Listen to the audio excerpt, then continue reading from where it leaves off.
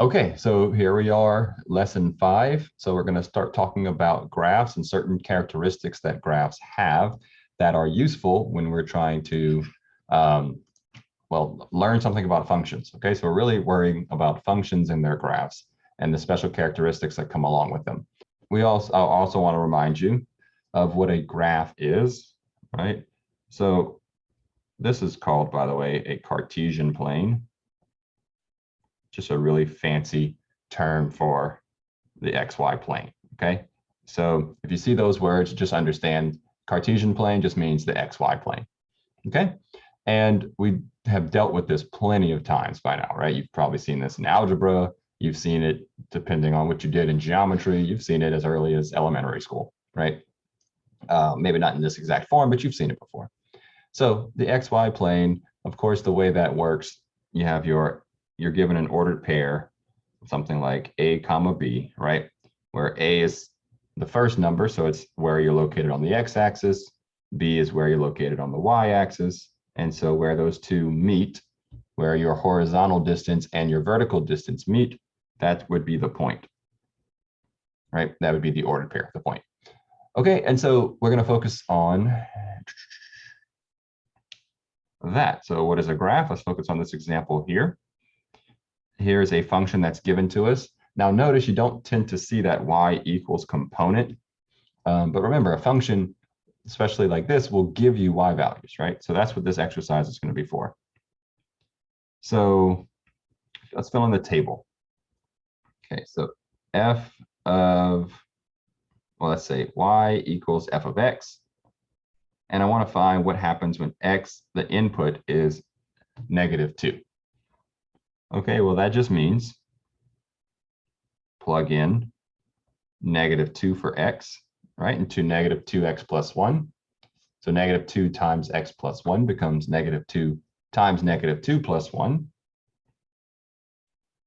-2 times -2 is +4. 4 plus 1 is 5. Okay, and so if I input -2, I get an output of 5, right? So my inputs are x values, my outputs y values. And so if I take those two together and put them in order, right? An ordered pair is x first and then y. I get the point -2, 5, right? So plugging in numbers into a function doesn't just give you an output. If you put those two things together in order, you have an ordered pair, okay, which you can graph. Okay, what about -1? -2 times -1 plus 1. -2 times -1 is a +2. 2 plus 1 is 3. So input -1, we get an output of 3. So that's the ordered pair, -1, comma 3. Okay, and I can keep doing this, right? Let's plug in 0. And I won't necessarily walk through the whole thing here, but that'll be 0 plus 1, which is 1. So that's the ordered pair, 0, comma 1. Let's plug in 1. It's going to be -2 plus 1, which is -1. So that's the ordered pair, 1, -1. And then finally, I'm going to do 2.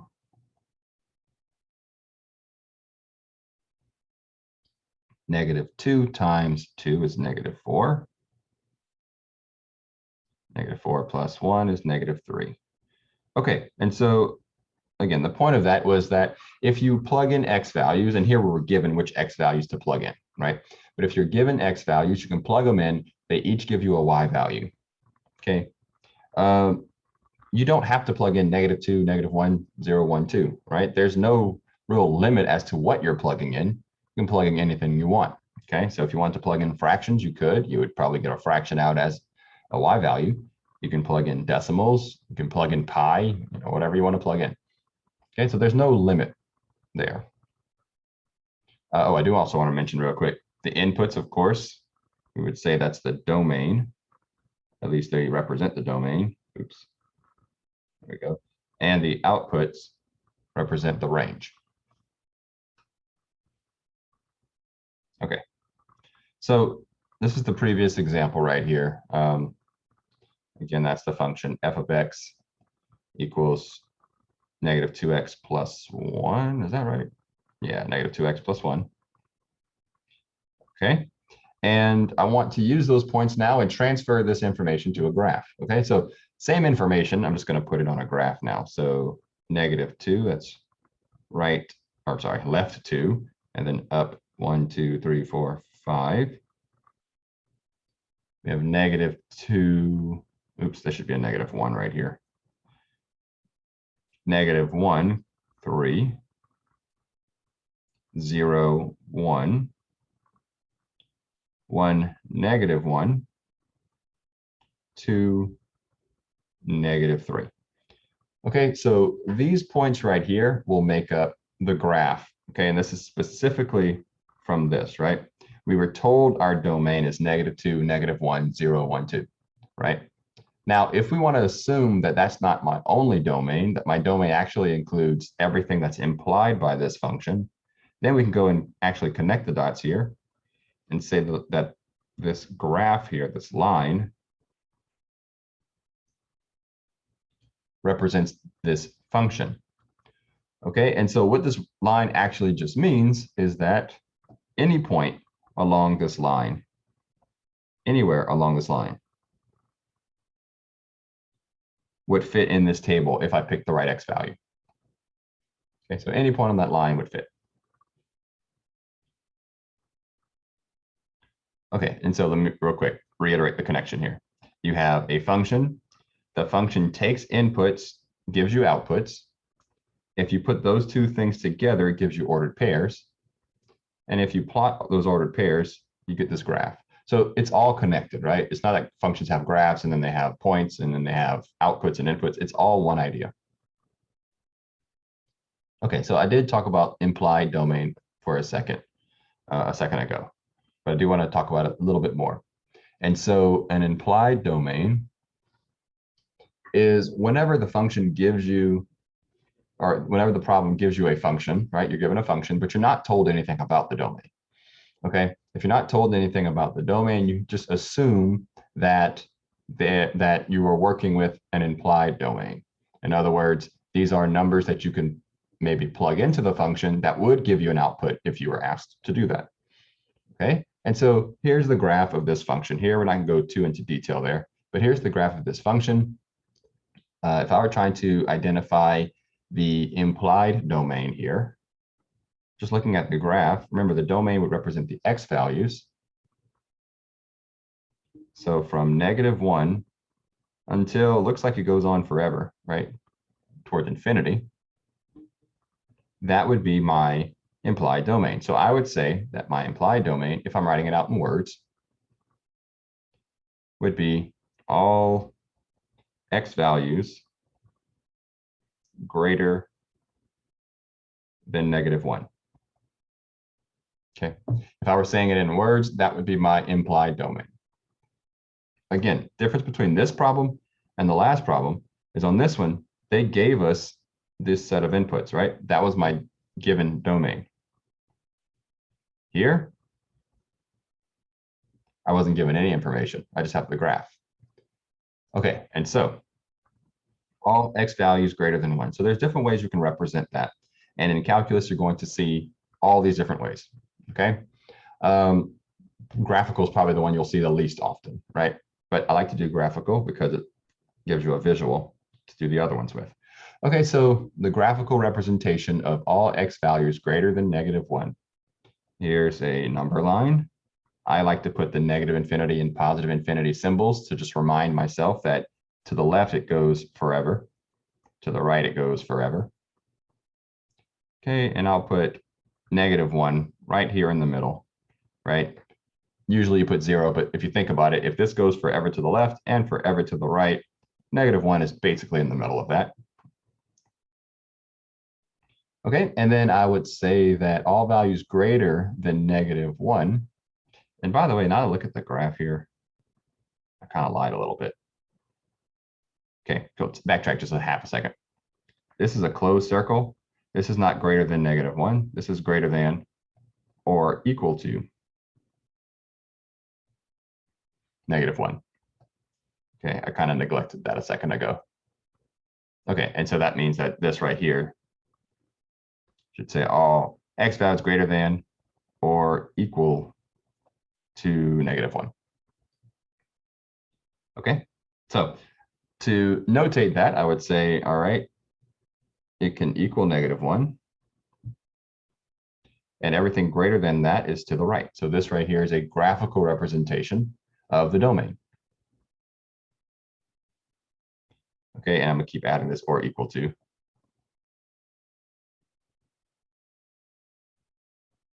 Look at that, cheating a little bit there. Okay, to write this in set builder notation, okay, this you'll see pretty often. Set builder notation has these braces. Okay, and you would say whatever variable you're talking about, which technically doesn't have to be x, but we'll go with that because it makes sense here. So you'd say x, that's kind of my placeholder variable, such that sometimes you see two, like a colon there instead of a line, but we'll do this line here, this bar, such that x is greater than or equal to -1. Okay, so there's a placeholder, and then there's the rule, right? That's usually an inequality. Doesn't have to be, but usually it's an inequality. So x such that, this is read as such that x is greater than or equal to -1. Okay, so let me kind of just move this out the way. That's set builder notation. The most commonly used notation that I've seen is interval notation. And interval notation more closely resembles the graph here. So let's look at this graph for a second. Interval notation is like a set of parentheses, could be brackets, but we'll start with parentheses. Okay, it looks like an ordered pair, but it's not. The -1 is the furthest to the left that the domain, or this graphical part, will reach. -1. The furthest to the right that it goes is infinity, right? It's literally just this. Now, to take into consideration whether this is a closed circle or an open circle, you have to notate this different. So if it's a closed circle, you put a bracket instead of parentheses. Okay, so that's my interval notation. Go ahead and bring this down here. There we go. All x values greater than or equal to -1. All right. Let's look at this one real quick. And we'll do this one quickly. Consider the graph of the function below. Okay, what is the implied domain? Express the domain using graphical, set builder, and interval notation. I'll just do interval to save time here. The x values start at 1. They go to 4. So the furthest to the left that this graph right here reaches is 1. The furthest to the right that it reaches is 4. Notice the open circle on the 1, that's going to be a parenthesis on the 1. Notice a closed circle on the 4, so that's going to be a bracket on the 4. So that's the implied domain in interval notation. I said I was going to save time, but I do want to do this one too. Set builder. 1 less than x less than or equal to 4.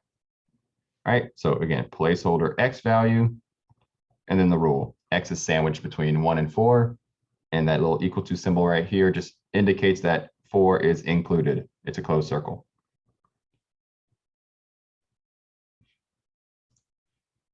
Okay. Let's talk about increasing, decreasing, and constant. So it's a good idea to read a graph from left to right, okay? And, like you ordinarily would read a sentence, okay? Now, let me make a disclaimer. We're talking about in English, right? Because some languages you read from right to left, obviously. But from left to right, like you normally read an English sentence, we want to identify the places where this graph is increasing, decreasing, and constant, okay? And so if I'm reading it from left to right, I like to trace it. I'm definitely going down this way, so that's decreasing. I level out, so I am constant. And then from right here, I am increasing, right? So from here to here, I'm increasing. Now, just like with domain, I want to focus on the x values. X values tell me where it is that I am increasing. I'm increasing when x goes from 1 to 3. When x goes from 1 to 3. Okay, so increasing from 1 to 3. Okay, where am I decreasing? Well, when I was tracing it a moment ago, I'm going down if I'm going from left to right here. So I'm decreasing from here to here, which would be -5 and -2. So I am decreasing from -5 to -2.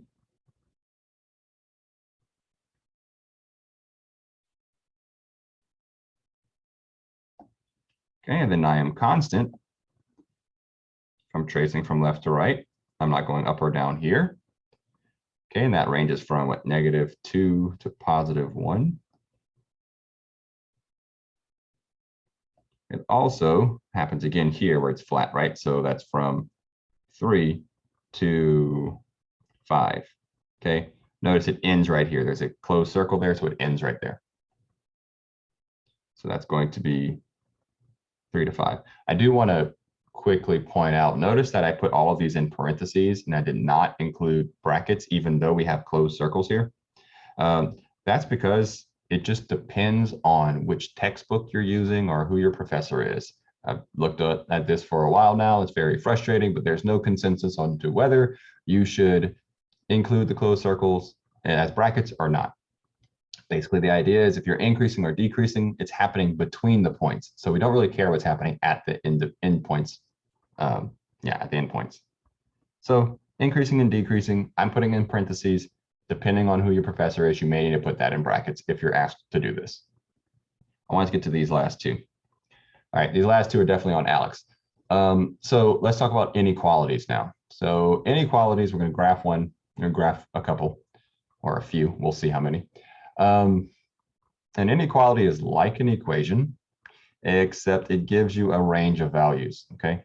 And these are points, right? So these are not just going to be like single values, like x is bigger than 3. This is going to be a range of points. So let's deal with it. Subtract x from both sides.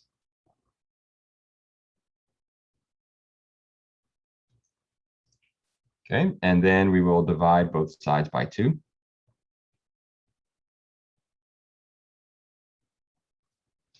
Okay, and so I'm going to graph this thing like I normally would graph a line. Start off with my y-intercept of 3, right? 3. And the slope is -1/2. So down 1, left 2, down 1, left 2, down 1, left 2, down 1, left 2 would be about right there.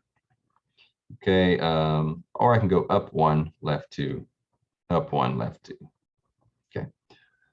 Now, this says y is greater than. So I don't want to put a line right here, right? A line would indicate that all these points are included in my graph, and that's not the case. Okay, I want to put a dashed line to indicate that this line is the boundary. It is not actually included. Okay, these points are not included. Now, y is greater than. Well, where is y greater than? Above or below? Above, right? Y is greater than above.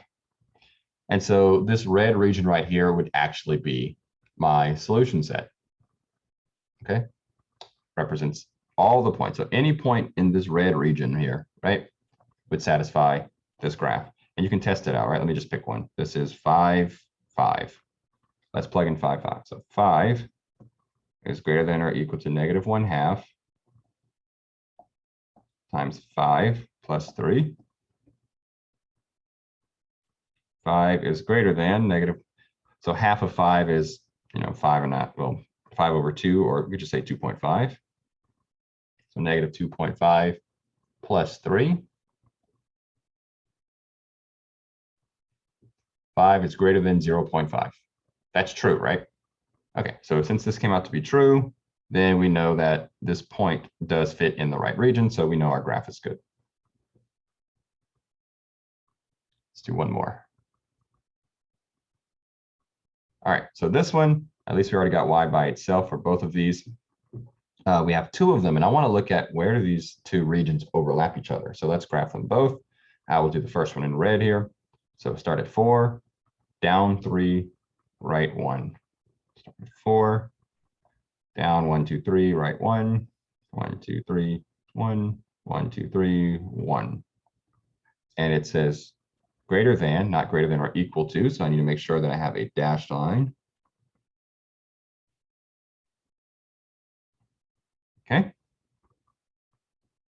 And the greater than region would be up here. Right. So you want to find, I find the y-intercept's easiest to identify. What's above it? So this region here is above it. Okay. For the next one, I'll do that one in blue. Start at negative 5, go up 2, and then right 1. Start at negative 5, up 2, right 1, up 2, right 1, up 2, right 1, yada, yada, yada, yada, yada. All right. And this one says less than or equal to, so I will use a straight line here. No, not a dashed line, but a straight line. Oof, not a very straight line, but oh well, we'll work with it. And then less than would be everything down here, right? So everything below the line. All right, so this is getting ugly. So what am I going to do? Let me go ahead and just kind of erase some of this. Well, let me just draw it neater. So if I'm looking for where both of these are true at the same time, notice I'm using purple, right? Red and blue make purple. I would be looking at the region that they overlap, which would be here.